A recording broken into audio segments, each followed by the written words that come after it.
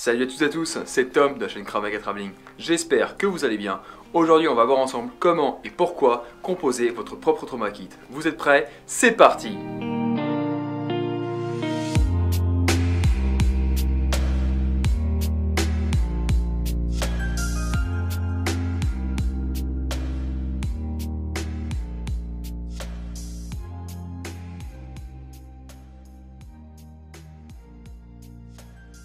Alors, avant toute chose, qu'est-ce qu'un trauma kit?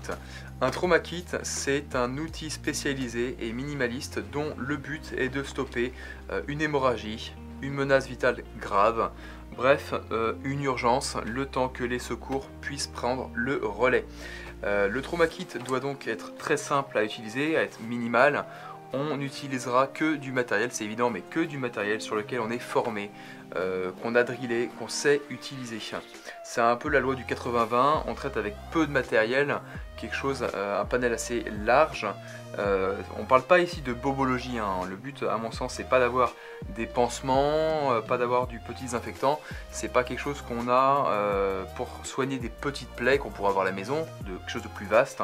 Ici c'est vraiment traiter de l'urgence, le temps que les secours puissent prendre le relais. À quoi ça sert le fameux trauma kit? Alors c'est vrai que quand on parle trauma kit, très souvent on pense directement les fameux attentats. Alors c'est sûr qu'un trauma kit en cas d'attentat, c'est toujours bon à avoir, c'est sûr. Par contre les attentats, c'est vrai que même si c'est pas négligeable, leur probabilité reste quand même, on va dire, faible, heureusement.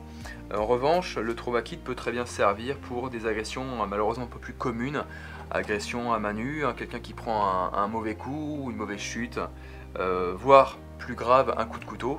Voilà, on peut intervenir avec un trauma kit sur ce genre de problème.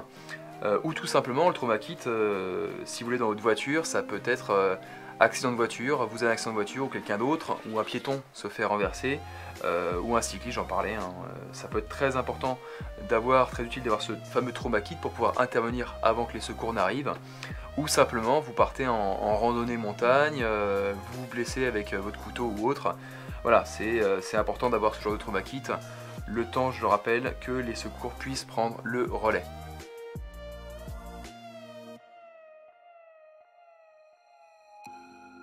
Ok, alors quel matériel je dois avoir dans mon trauma kit? À mon sens, le premier matériel qu'on doit avoir dans le trauma kit, c'est des bandages compressifs pour traiter des hémorragies. Hémorragie, on va dire, plus ou moins simple à traiter, on le verra après. Premier bandage compressif que j'aime beaucoup, moi, c'est le fameux OLAS.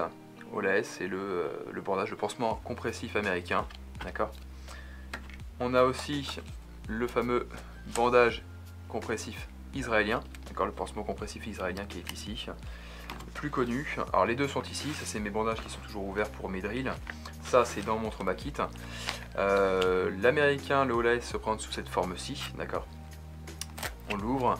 On a ici le coussin pour arrêter l'hémorragie avec de la gaze en supplément qui est à l'intérieur, qu'on peut ou non retirer pour traiter des plaies multiples. Le bandage lui est retenu à chaque fois par des scratchs, voilà, d'accord, pour éviter qu'il se déroule. Et ici on a une capsule. Alors la capsule ici selon le fabricant peut aussi servir à protéger un œil, mais surtout sert à faire un point de pression sur la zone à traiter. Voilà, on vient enrouler le bandage et la capsule va faire pression sur le point à traiter, et après on n'a plus qu'à fermer notre bandage, d'accord. Ça c'est le OLAS américain. Peut-être plus connu, le fameux bandage israélien. Alors j'en ai un type ici pour l'entraînement aussi. Voilà, le principe est le même. On a notre petit coussin ici pour traiter l'hémorragie. On vient l'appliquer sur la zone touchée et on vient le resserrer grâce à la bague de serrage ici pour faire pression sur l'hémorragie et la contrôler.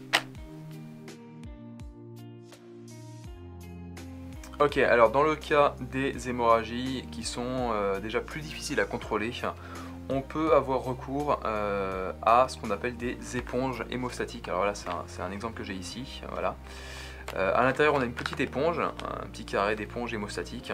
Alors c'est pas de la poudre hémostatique, on n'a pas les mêmes problèmes que la poudre hémostatique, notamment avec les brûlures qu'on peut avoir.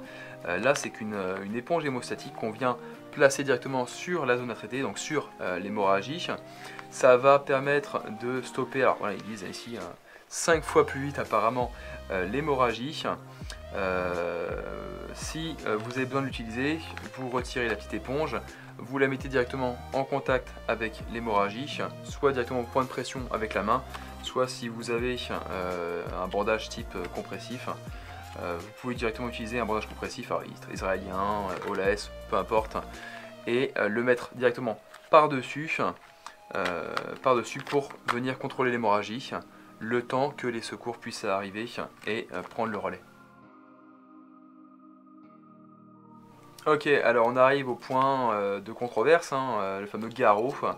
Admettons, l'hémorragie n'a pas pu être contrôlée ni par un bandage compressif quel qu'il soit, par un point de pression, ni par une éponge hémostatique combinée à une pression manuelle ou un pansement compressif.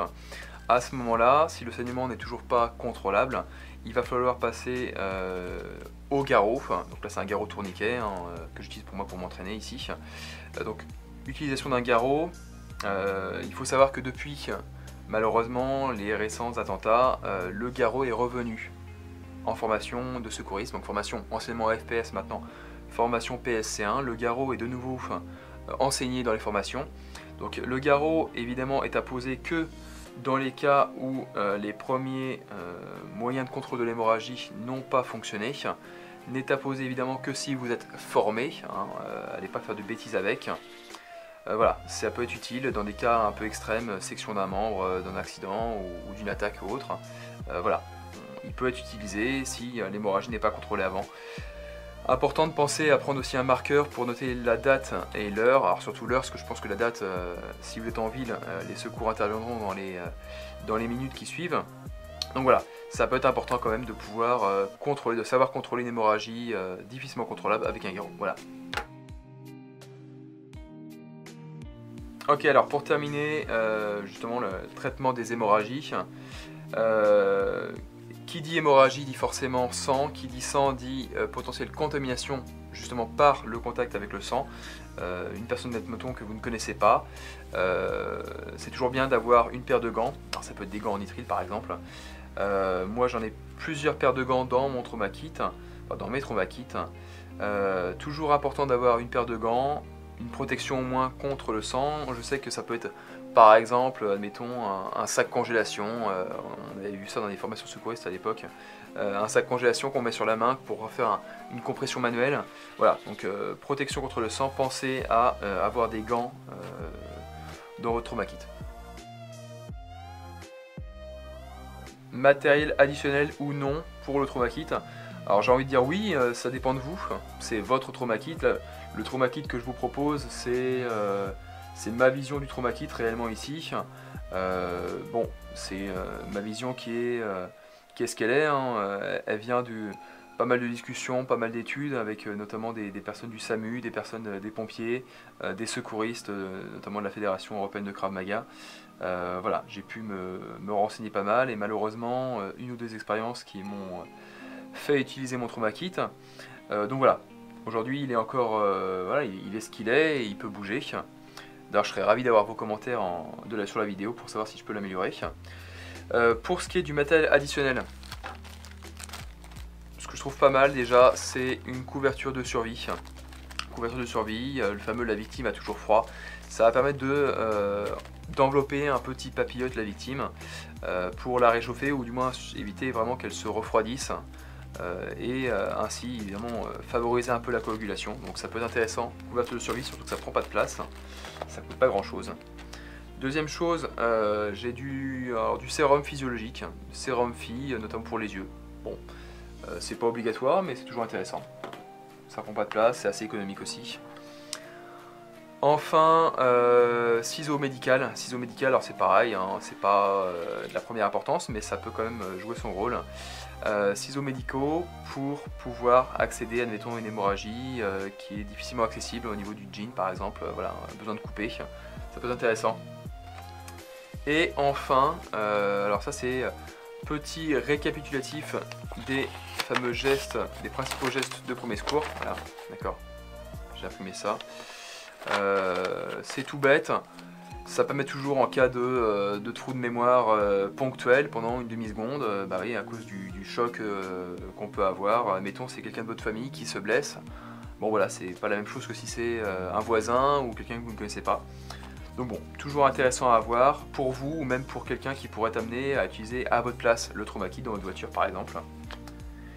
Enfin, pour terminer, moi j'ai ici alors, un petit porte-clés de la Croix-Rouge avec les fameux numéros d'urgence, notamment le 112. Et également le Rescue Me. Voilà, le Rescue Me qui est un petit outil très pratique avec un coupe-ceinture ici et un brise-vitre qui est là. On va appliquer ça sur un des coins de la vitre pour la faire exploser. Très pratique en cas d'accident de voiture où la ceinture se bloque et les vitres ne peuvent plus être descendues pour s'extraire du véhicule. Alors, où garder son, voire même plus simplement ses trauma kits. Alors moi mes trauma kits, donc le premier ici, mes trauma kits, moi ils sont simplement où je vais. C'est-à-dire que si je pars en voyage, et vous savez que je pars souvent en excursion pour notamment faire des rencontres, des interviews, mon trauma kit est directement dans ma valise. Je le prends toujours avec moi et dans ma valise. Sinon j'en ai un dans ma voiture. Dans ma voiture, voilà, donc il faut qu'il soit là où vous pouvez toujours en avoir besoin, donc dans votre coffre de scooter, dans votre top case de moto, dans votre coffre de voiture. Voilà, chez vous, n'hésitez pas à avoir quelque chose de plus consistant. C'est déjà une bonne base, hein, c'est déjà une très bonne base, mais plus consistant avec tout ce qui est par exemple bobologie, ça peut toujours être intéressant. Désinfectant, petits pansements, etc. Voilà.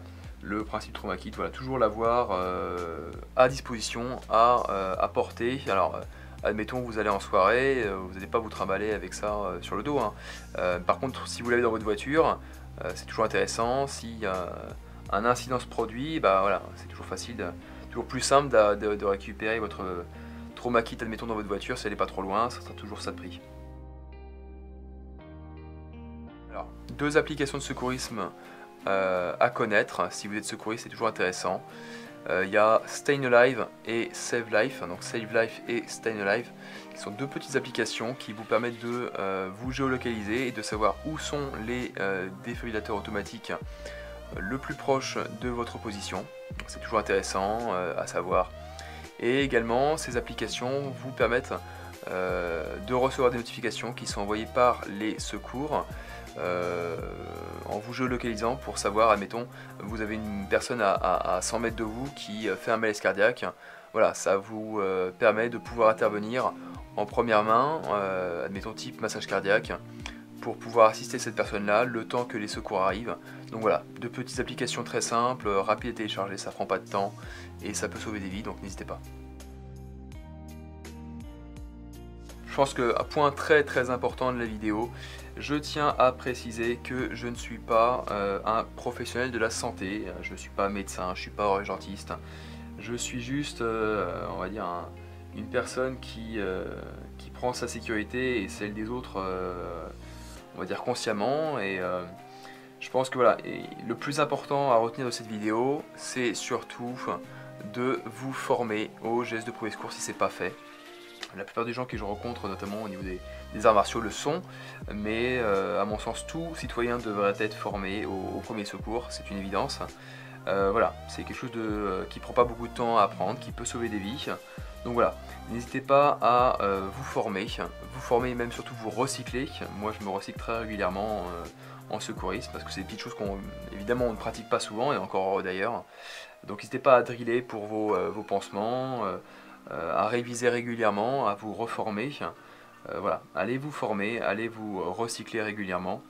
Et n'hésitez pas aussi à confectionner vos trauma kits qui sont personnels, qui sont en fonction de vos besoins, et avoir un trauma kit à chaque fois à proximité, en espérant qu'il ne vous serve jamais.